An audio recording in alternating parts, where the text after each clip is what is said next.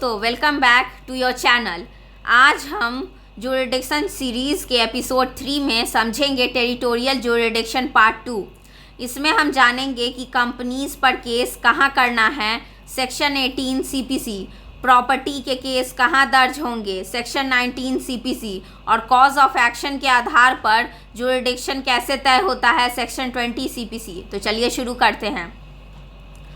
दोस्तों, जब बात कंपनीज और फर्म्स की आती है तो सवाल ये उठता है कि उन पर केस कहाँ करें।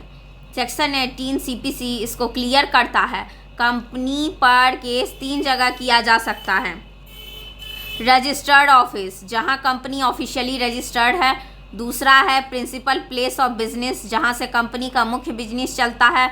और तीसरा सबऑर्डिनेट या ब्रांच ऑफिस, अगर डिस्प्यूट उस ब्रांच से जुड़ा हो तो वहाँ भी हो सकता है। अब एग्जाम्पल से समझिए कि अगर जामनगर रिफाइनरी से जुड़ा डिस्प्यूट है तो वहाँ केस जामनगर में होगा, लेकिन अगर दिल्ली ब्रांच से जुड़ा इशू है तो दिल्ली में भी केस हो सकता है। और मुंबई रजिस्टर्ड ऑफिस है तो हमेशा एक सेफ ऑप्शन वही है। सेक्शन 19 बहुत क्लियर है। प्रॉपर्टी के केसेस सिर्फ वहीं दाखिल होंगे जहां प्रॉपर्टी स्थित है, मतलब यहां कोई फ्लेक्सिबिलिटी नहीं है। रीजंस क्यों ये रूल इतना स्ट्रिक्ट है? लोकल कोर्ट्स को प्रॉपर्टी लॉज और रेवेन्यू रिकॉर्ड्स की जानकारी होती है। प्रॉपर्टी की इंस्पेक्शन आसानी से हो जाती है। लोकल विटनेस वहीं अवेलेबल रहते हैं। Types of property cases, title disputes, ये ज़मीन किसकी है। पार्टीशन केसेस, फैमिली प्रॉपर्टी बांटनी है। पोजेशन केसेस, इलीगल ऑक्यूपेंट को निकालना। रिडेम्पशन, मॉर्गेज प्रॉपर्टी वापस लेना। स्पेसिफिक परफॉर्मेंस, प्रॉपर्टी सेल करने का कॉन्ट्रैक्ट पूरा कराना। एक्सेप्शन, अगर कॉन्ट्रैक्ट से जुड़ा पर्सनल एक्शन है तो कभी कभी दूसरे कोर्ट में भी जा सकते हैं, लेकिन अगर स्पेसिफिक परफॉर्मेंस सेल इन्फोर्स कराना चाहिए तो प्रॉपर्टी वाले जगह पर ही जाना होगा। Section 20 cause of action rule. Cause of action का मतलब है वो सारे फैक्ट्स जिन्हें प्लेंटिफ को साबित करना होगा कोर्ट में केस जीतने के लिए।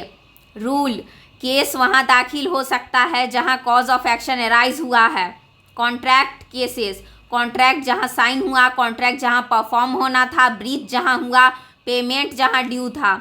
एग्जाम्पल से समझिए। ए, दिल्ली ने बी, मुंबई से सामान मंगाया। कॉन्ट्रैक्ट दिल्ली में साइन हुआ, गुड्स पुणे में डिलीवर होने थे, पेमेंट कोलकाता में होना था, गुड्स डिफेक्टिव थे।